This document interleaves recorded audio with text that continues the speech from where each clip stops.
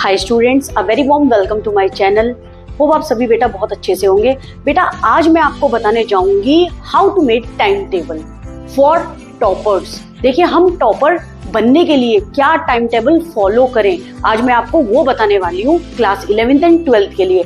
आप इस time table को बहुत अच्छे से देखना ताकि एंड तक आपकी बहुत हेल्प हो और आप बहुत अच्छे मार्क्स गेन कर सकें। और अगर आपने हमारा चैनल सब्सक्राइब नहीं करा है तो बेटा जल्दी से चैनल सब्सक्राइब कर दें, बेल आइकन बटन दबा दीजिए ताकि आपको अपडेट मिलता रहे, आप तक नोटिफिकेशन आती रहे, जो भी हमारी वीडियो होगी कोई आपसे छूट ना जाए। चलिए देखिए फिर time table for class 11th and 12th। देखिए बेटा एक आइडल टाइम टेबल आप लोगों के हिसाब से क्या होता है कि भाई 7 बजे उठना एंड देन उसके बाद स्कूल जाना 8 AM से 2 PM तक, then lunch and nap 2 to 3:30 PM, फिर ट्यूशन हो गया आपका 3:30 to 5:30, 2 घंटे का आपका ट्यूशन हो गया। फिर या तो आप सेल्फ स्टडी हो गया आपका, या आप यूट्यूब से जो स्टडी कर रहे हैं 5:30 to 7:30।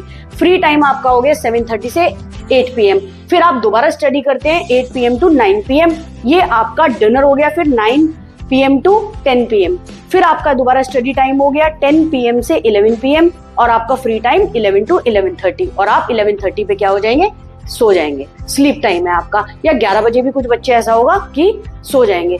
और फिर दोबारा कब उठेंगे, 7 AM। देखिए बेटा मैं आप लोगों से एक बात ये कहना चाह रही हूँ, आपके हिसाब से क्या आप ये टाइम टेबल फॉलो कर लोगे? ये एक आइडल टाइम टेबल है जो लोग इसको फॉलो करते हैं। तो मैं आपको एक बात कहना चाहूंगी, क्या ये टाइम टेबल आप फॉलो कर लेंगे? मैंने बहुत से बच्चों से बात करी है जो कि टॉपर भी हैं, जो एवरेज भी हैं, जो बिलो एवरेज भी हैं, और जो बहुत अच्छे भी पढ़ाई में हैं। तो मैं आप लोगों को एक बात बताना चाहूंगी, वो लोग ये टाइम टेबल कभी फॉलो कर ही नहीं पाते हैं जो टॉपर भी हैं। क्यों? अब क्या चीज हो गई, आप सपोज करो हफ्ते में 4-5 दिन आपने ये टाइम टेबल फॉलो कर लिया, और छठे दिन क्या हो गया, 6th डे सपोज करो आपके फ्रेंड का पार्टी हो गई, या आपके किसी रिश्तेदार के घर में मैरिज हो गई, या किसी रिश्तेदार के घर के में कोई पार्टी हो गई, तो उसमें ये टाइम टेबल कहीं ना कहीं लैग कर जाता है, और फिर आपका मन नहीं होता ये टाइम टेबल फॉलो करने का। तो मैं आप लोगों से यही कहूंगी, ये टाइम टेबल उस केस के अंदर बिल्कुल भी बच्चे फॉलो नहीं करते हैं, और उसके अंदर क्या हुआ, 3-4 दिन फॉलो कर लिया, फिर कुछ ऐसा हो गया, फिर फॉलो नहीं करा, फिर ये छूट गया। तो मैं आप लोगों को एक स्ट्रैटेजी बताऊंगी जिसको अगर आपने कर लिया तो आपके अच्छे और आप टॉपर वाले मार्क्स लेकर के आ जाओगे। ठीक है, आप टॉपर वाले मार्क्स लेकर के आ जाओगे।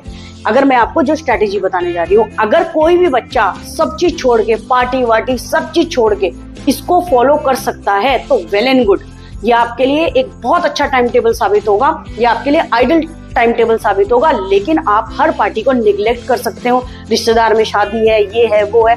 तो मैंने जितने बच्चों से बात करी है वो ये बात बोलते हैं कि मैम हम इसको फॉलो नहीं कर सकते ज्यादा टाइम तक, तो उसके लिए कोई स्ट्रैटेजी बता दीजिए अगर हमें मार्क्स अच्छे लेकर के आने। तो मैं वही बताने जा रही हूँ आपको। देखिए बेटा, उसके लिए आपको एक स्ट्रेटजी ऑप्ट करनी पड़ेगी जिसके अंदर क्या होता है, मॉर्निंग वर्सेस नाइट। देखिए बेटा मैं आप लोगों से एक बात पूछना चाहूंगी, कुछ बच्चे ऐसे होते हैं जो पसंद करते हैं सुबह पढ़ना मॉर्निंग टाइम में, और कुछ बच्चे ऐसे होते हैं जिनको लेट नाइट में पढ़ना पसंद है, जिनको हम बोलते हैं वो प्रोडक्टिव टाइम पीरियड, या उनके लिए वो प्रीशियस टाइम पीरियड है जिसके अंदर उनकी बहुत अच्छी पढ़ाई होती है। अब देखिए कई बच्चे ऐसे होते हैं जो 11th-12th क्लास के अंदर है, जिनको क्या चीज होता है, जिनके लिए हार्ड सब्जेक्ट होता है और जो उनको करना पसंद नहीं है, जैसे कि आपका अकाउंट्स हो गया, मैथ्स हो गया, और जो आपके थ्योरी वाले सब्जेक्ट हैं वो सोचते हैं भाई हम कर लेंगे। तो मेरा कहना ये है, जब आपका प्रोडक्टिव टाइम पीरियड होगा, जो आपका प्रीशियस टाइम पीरियड है, ठीक है बेटा, चाहे वो मॉर्निंग का हो चाहे वो नाइट का हो, जब आपकी पढ़ाई सबसे अच्छी होती है तो आप अपने हार्ड सब्जेक्ट तब करिए। ठीक है बेटा, और जब आपको ऐसा लगता हो नहीं वो तो मेरा अनप्रोडक्टिव टाइम है, ठीक है, वो मेरा नॉन प्रोडक्टिव टाइम है, मेरा नॉन प्रीशियस टाइम है, उस टाइम में आप अपना कोई भी होमवर्क हो गया या अपना कोई भी सब्जेक्ट, थ्योरी सब्जेक्ट हो गया जो आप कर सकते हो, आप तब कर लीजिए उसको। लेकिन जब आपका प्रोडक्टिव टाइम पीरियड है, जब आपका प्रीशियस टाइम पीरियड है जिसमें आप वर्क हार्ड कर सकते हो और आप बिल्कुल अटेंटिव होके उस टाइम पे पढ़ सके, तो मेरा कहना ये होगा आप उस समय पे अपना हार्ड सब्जेक्ट पढ़िए। देखिए जो कि आपका क्या होता है, रिमाइंडर। जैसे आप 7 AM स्कूल जाएंगे, और आप स्कूल जाने से, मेरे कहने का मतलब है आप सपोज करिए 5 या 5:30 उठे या 5 AM उठे, तो मैं आपको ये कहूंगी आप 1 घंटा पहले पढ़ाई करिए। ये अगर आपका प्रोडक्टिव टाइम है, स्कूल से 1 घंटा पहले मॉर्निंग में, और ये एक ट्यूशन के बाद आप 1 घंटा पढ़ें।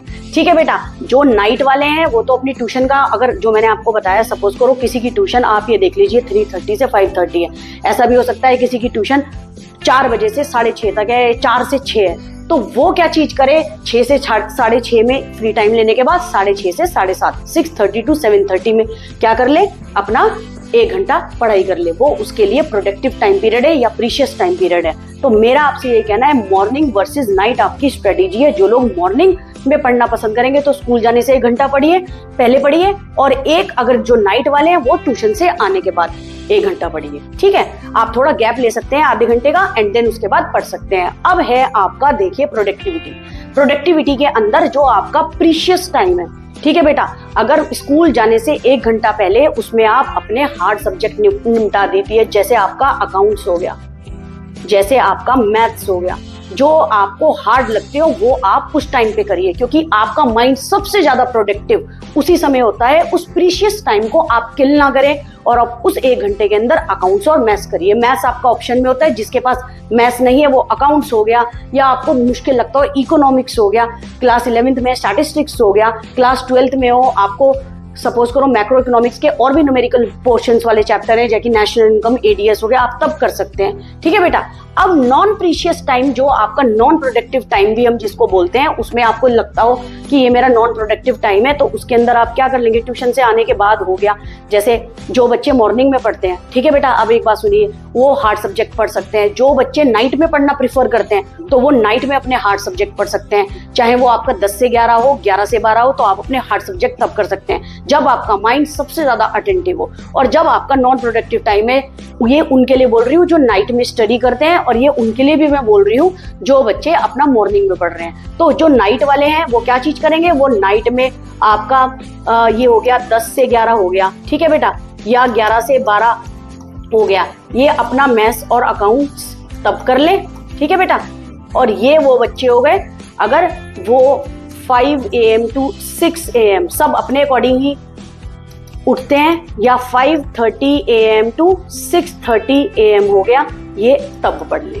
और फिर क्या चीज करें, ये आपका नॉन प्रीशियस या नॉन प्रोडक्टिव टाइम आपका क्या हो गया, जो बच्चे रात को पढ़ने चाहेंगे वो अपना 6 o'clock, ठीक है, 6 PM पर अपना क्या करें, नॉन प्रोडक्टिव अपने सब्जेक्ट पढ़ सकते हैं। नॉन प्रोडक्टिव टाइम में अपने सब्जेक्ट्स पढ़ सकते हैं, जैसे आपका इको हो गया, बिजनेस हो गया, इंग्लिश हो गया। ठीक है बेटा, ये बात याद रखना। और यहाँ पर वो क्या चीज कर सकते हैं, वो कर सकते हैं अपना 5 AM to 6 AM पे अकाउंट्स और मैथ्स पढ़ सकते हैं, और अपना शाम को आफ्टर ट्यूशन 6:30 PM हो गया, ठीक है, वो अपना पढ़ सकते हैं क्या चीज, इको हो गया, बिजनेस हो गया, या आपका इंग्लिश हो गया। ठीक है बेटा, वो तब ये सब्जेक्ट पढ़ सकते हैं। अब देखिए आगे जो मैं बताना चाह रही हूँ, अब है आपका आइडल टाइम टेबल, जो मैंने आपको अभी बताया। आइडल टाइम टेबल में मॉर्निंग में 1 hour before school hard subject 5 to 6 जो मैंने बोला है, ठीक है, आप 5:30 to 6:30 भी कर सकते हैं अपने कन्वीनियंस के अकॉर्डिंग, ठीक है। और 2 hours ऑन डे ऑफ, कहने का मतलब जैसे संडे हो तो आप 2 घंटे भी पढ़ सकते हैं, रिवीजन भी कर सकते हैं सब्जेक्ट का, ठीक है। और इवनिंग वाले जो नाइट में स्टडी करते हैं 1 hour after play time hard subject, ठीक है बेटा, और 1 hour before bed time homework या रिवीजन कर सकते हैं 9 से 10 PM। याद रखना बेटे, ठीक है, आप 9 से 10 में रिवीजन भी कर सकते हैं। अब मैं आपको एक स्ट्रेटेजी बता रही हूँ, देखिए बेटा, अगर कोई बच्चा, बहुत ध्यान से सुनना, अगर कोई बच्चा मॉर्निंग में प्रिफर करता है पढ़ना, तो बिफोर गोइंग टू स्कूल उसको क्या चीज करनी चाहिए, 5 AM to 6 AM सबसे प्रोडक्टिव टाइम होता है, प्रोडक्टिव या आपका प्रीशियस टाइम होता है, जिसके अंदर माइंड सबसे ज्यादा अटेंटिव, मैं आपको बता रही हूँ ये चीज, माइंड सबसे ज्यादा अटेंटिव जो मॉर्निंग में प्रिफर करते हैं पढ़ना, तो उसके अंदर वो क्या करेंगे बेटा, याद रखना सबसे ज्यादा माइंड अटेंटिव होता है, तो आपको क्या करना चाहिए उस समय 5 AM to 6 AM में हार्ड सब्जेक्ट पढ़ने चाहिए। और हार्ड सब्जेक्ट में आपके अकॉर्डिंग क्या चीज है जो बच्चों को लगते हैं, एक आपका हो गया मैथ्स, ठीक है, एक आपका अकाउंट्स, अगर जिसको इकोनॉमिक्स भी लगता है हार्ड वो भी कर सकता है। ठीक है बेटा, अब एक चीज और बताऊंगी मैं आपको। अब आपका ये तो मॉर्निंग का शेड्यूल हो गया, एक आप शाम को जब अपनी ट्यूशन से आ जाए, सपोज करो आपकी 5 PM से 7 PM या फिर 4 PM से 6 PM, जिनका भी ट्यूशन टाइमिंग होगा, ट्यूशन है, वो उसके बाद आने के बाद चाहे YouTube से स्टडी करना चाहते हैं या सेल्फ स्टडी करना चाहते हैं वो कर सकते हैं। ठीक है बेटा, 1 आवर के लिए वो YouTube से पढ़ सकते हैं या सेल्फ स्टडी जो भी है, ठीक है बेटा, या सेल्फ स्टडी जो करना चाहते हैं वो कर सकते हैं। ये आपका सबसे अच्छा टाइम पीरियड है। इसके अंदर आप क्या करेंगे, ये उन दोनों के लिए, चाहे वो मॉर्निंग वाले हो या नाइट वाले पढ़ने वाले हो, ठीक है, वो इसमें आप कर सकते हो इको बिजनेस हो गया आपका, इंग्लिश हो गया आपका, हिंदी हो गया आपका, जिसको हम बोलते हैं नॉन प्रोडक्टिव टाइम, और इसके अंदर आप अपना होमवर्क भी निपटा सकते हैं। ठीक है बेटा, ठीक है। और यूजुअल बेसिस जब आपका संडे हो, संडे में आपको मॉर्निंग में 5 to 7 AM 2 घंटे के लिए पढ़ सकते हैं। ठीक है बेटा, और जो नाइट वाले हैं, नाइट वाले में वो बच्चे क्या कर सकते हैं, 10 to 12 PM हार्ड सब्जेक्ट्स। ठीक है बेटे, ये मॉर्निंग वाला था। और जो नाइट वाले पर्सन है वो नाइट में क्या चीज करेंगे, देखिए अब वो नाइट में क्या चीज करेंगे, जो उनका नाइट में पढ़ने का स्केड्यूल होगा, ट्यूशन का काम निपटा के, देखिए ट्यूशन के बाद आए हैं 1 घंटे के लिए, वो क्या कर लेंगे, उनके नॉन प्रोडक्टिव सब्जेक्ट होंगे जो इको, बिजनेस और इंग्लिश हो गया, या फिर वो अपना होमवर्क भी निपटा सकते हैं। ठीक है, फिर रात को 10 से 11 या फिर ऑप्शन में लिख देती हूँ, या फिर 11 to 12 PM वो अपने हार्ड सब्जेक्ट पढ़ सकते हैं जब उनका माइंड सबसे ज्यादा अटेंटिव हो। ठीक है बेटा, नाइट में सबसे ज्यादा माइंड जब उनका अटेंटिव हो, ये बात याद रखना बेटे। ठीक है, तो वो कर सकते हैं मैथ्स, अकाउंट्स और इकोनॉमिक्स, जैसा उनको जो सब्जेक्ट हार्ड लगता हो, ये उनके लिए बता रही हूं। और आफ्टर ट्यूशन आने के बाद वो 1 घंटे पढ़ सकते हैं, जैसे वो आए 6:30 PM to 7:30 PM में वो पढ़ाई कर सकते हैं। ठीक है, या तो अपना होमवर्क निपटा लें, या अपना इको सब्जेक्ट पढ़ लें, इंग्लिश पढ़ लें, बिजनेस पढ़ लें, कोई भी। ठीक है बेटा, ये हो गया। अब आपको ये समझ आया ये जो मैं बताना चाह रही हूँ। अब है आपका next class 12th, how to approach ahead. देखिए, अगर आपको इंग्लिश पढ़ना है, अब मैं आपको सब्जेक्ट के साथ साथ बता रही हूँ जो कॉमर्स में सब्जेक्ट होते हैं। इंग्लिश अगर हम पढ़ रहे हैं तो इंग्लिश के अंदर क्या चीज होनी चाहिए, आपको प्रॉपर अंडरस्टैंडिंग और राइटिंग आनी चाहिए। आप उसकी प्रैक्टिस करेंगे तो आपको कोई प्रॉब्लम नहीं होगी, बोर्ड एग्जाम में आपका इंग्लिश सब्जेक्ट बहुत अच्छे से तैयार होगा। इसके लिए आपको एक वर्ड है कंसिस्टेंसी, उसको रखनी पड़ेगी, तब जाके आपकी अच्छी तैयारी होगी। उसके बारे में भी अभी आपको मैं बताऊंगी, अगर आपको टॉपर बनना है या अच्छे मार्क्स गेन करने हैं। अकाउंट्स में रेगुलर प्रैक्टिस, जितने भी कंसेप्ट होंगे आपको सारे क्लियर करने पड़ेंगे। जितने भी कंसेप्ट है शुरू से ही कंसेप्ट क्लियर करके चलोगे, नहीं तो एंड पे आप पे स्ट्रेस और बर्डन रहेगा कि मैं कहां से स्टार्ट करूं। ठीक है बेटा, इसलिए फिर बच्चे कंफ्यूज रहते हैं और फिर मार्क्स भी अच्छे नहीं आ पाते। मैथ्स, अगर आपके पास मैथ्स है तो आपको सारे फॉर्मूले के लिए एक अलग कॉपी बनानी चाहिए जिसके अंदर आप पूरे फॉर्मूले लिखेंगे। आप अकाउंट्स में भी ये सब कर सकते हैं। ठीक है, और उसके बाद रेगुलर और ट्रिकी क्वेश्चंस को रोज प्रैक्टिस करनी होगी, तो आपका मैथ शुरू से ही बहुत अच्छा चलेगा और आप पे एंड में बर्डन भी नहीं आएगा। इसको बोलते हैं कंसिस्टेंसी। और इकोनॉमिक्स के अंदर देखिए, मैक्रो इकोनॉमिक्स में बहुत ज्यादा अंडरस्टैंडिंग है, देखिए मैक्रो के अंदर न्यूमेरिकल्स भी बहुत सारे हैं, आपको न्यूमेरिकल भी शुरू से लेके करने चाहिए। शुरू से पढ़ेंगे तो आपके अच्छे मार्क्स आएंगे, और बहुत सारे उसकी अंडरस्टैंडिंग है मैक्रो के, जो कि मैं आपको हर एक वीडियो में पढ़ाऊंगी। आप अच्छे से मेरे साथ बने रहिए। बिजनेस और इकोनॉमिक्स कोई चिंता करने की जरूरत नहीं, एक एक चैप्टर में बहुत अच्छे से कराऊंगी, और हम सारे एमसीक्यू और सब कुछ करेंगे, बिजनेस की केस स्टडी भी करेंगे, ताकि हम एंड में बोर्ड में फोड़ दें। ठीक है बेटा। और आपको जो आपका इंडियन इको सब्जेक्ट है उसके अंदर लर्निंग और राइटिंग आपको प्रैक्टिस हर बार करनी पड़ेगी, ताकि आपके अच्छे मार्क्स गेन हो सके एंड तक। फिर आपकी बिजनेस स्टडीज आ गई, उसमें अंडरस्टैंडिंग हो गई, जो कि हम केस स्टडी के करेंगे।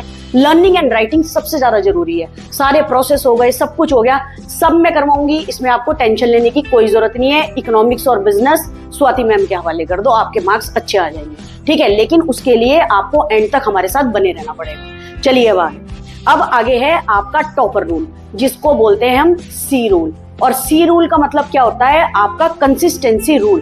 कंसिस्टेंसी रूल का मतलब है आपको रेगुलर बेस पे, कोई बेटा ये नहीं कह रहा है कि आप अभी से स्टार्ट हो जाओ, अगर आप क्लास 12th या 11th में आए हैं, कि सुबह से लेकर रात तक पढ़ते रहें। ऐसा कुछ नहीं है। लेकिन आपको क्या करना चाहिए, चाहे आप यूट्यूब से पढ़ रहे हैं, चाहे आप सेल्फ स्टडी कर रहे हैं, या फिर आप ट्यूशन ले रहे हैं, आपको रोजाना कंसिस्टेंट वे में थोड़ी थोड़ी पढ़ाई करनी चाहिए। एक ही दिन में सारे सब्जेक्ट नहीं हो जाएंगे, लेकिन आपको थोड़ा थोड़ा पढ़ाई हर रोज करनी चाहिए। आप टाइम टेबल जो मैंने शुरू में दिया है, आइडियल टाइम टेबल, उसको फॉलो ना करें, क्योंकि लोगों को कहीं ना कहीं स्टूडेंट्स को जाना पड़ जाता है। आपके परिवार में मैरिज है, ये है, वो है, कोई फंक्शन है, तो ऑफकोर्स है आपको जाना पड़ेगा, तो वो फॉलो नहीं होता है। लेकिन आपको जो रूल फॉलो करना है वो है सी रूल, कंसिस्टेंसी रूल। रोज थोड़ी थोड़ी पढ़ाई करो हर सब्जेक्ट की, ताकि एंड में आपके बर्डन भी ना पड़े और आपको ये भी ना लगे मैं कहाँ से स्टार्ट करूं और कहाँ खत्म करूं, कि मेरे पास तो कुछ भी नहीं है पढ़ाई करने के लिए। ठीक है, मैंने बहुत से बच्चों को देखा है बेटे, और एंड में क्या होता है, रिजल्ट कंपार्टमेंट। तो इसीलिए मैं आपको ये बात बोलूंगी कि आप कंसिस्टेंस वे में रोज थोड़ा थोड़ा पढ़ाई करें। देखिए, कंसिस्टेंसी इन स्टडी शेड्यूल होना चाहिए। Focus on understanding, not just memorising. रटने की जरूरत नहीं है।